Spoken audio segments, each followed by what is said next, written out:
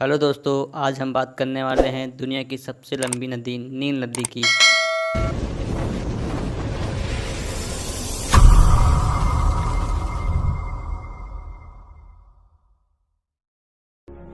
दोस्तों, नील नदी अफ्रीका महाद्वीप में बहने वाली सबसे लंबी नदी है, जो अफ्रीका की नहीं बल्कि पूरे विश्व की सबसे लंबी नदी है।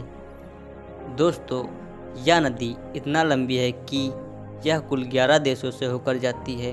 दोस्तों, नील नदी अफ्रीका की सबसे बड़ी झील विक्टोरिया झील से निकलते हुए यह कुल 11 देशों से होकर गुजरती है, जिसमें से प्रमुख देश मिस्र, सूडान, युगांडा, इथोपिया से होकर यह भूमध्य सागर में मिलती है।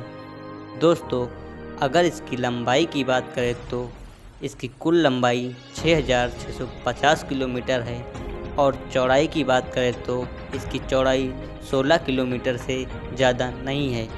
कहीं कहीं पर तो इसकी चौड़ाई 200 मीटर से भी कम हो जाती है। दोस्तों, बात करें इसकी सहायक नदियों की तो श्वेत नील एवं नीली नील इसकी प्रमुख नदियां हैं। आपको यह जानकर आश्चर्य होगा कि यह अपने मुहाने पर 160 किलोमीटर लंबा तथा 240 किलोमीटर चौड़ा एक विशाल डेल्टा बनाती है। तो इतिहास में बड़े बड़े नगरों का निर्माण इसी नदी के किनारे हुआ, जिसमें से एक महान सभ्यता है मिस्र की सभ्यता, जिसमें नील नदी का अहम योगदान था। दोस्तों, मिस्र की सभ्यता विश्व की प्राचीन सभ्यताओं में से एक है। यह सभ्यता नील नदी के किनारे ही फली फूली थी।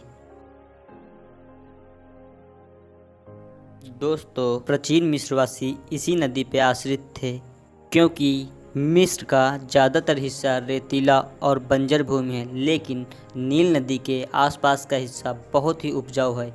इसका कारण नील नदी में आने वाली बाढ़ है, जो हर साल अगस्त के महीने में नील नदी में भीषण बाढ़ आती है, जिसके कारण नदी का जल स्तर काफ़ी बढ़ जाता है।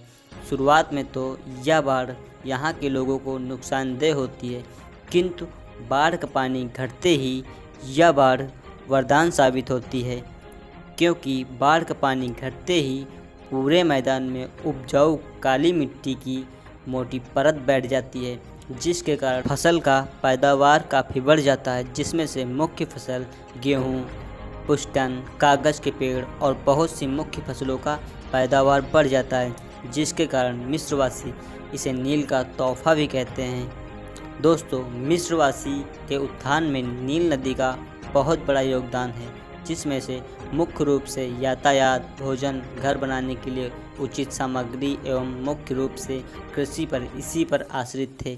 दोस्तों, वर्तमान समय में नील नदी के बाढ़ से बचने के लिए अस्मान डैम का निर्माण किया गया है, जिसको 1970 के दशक में बनवाया गया था।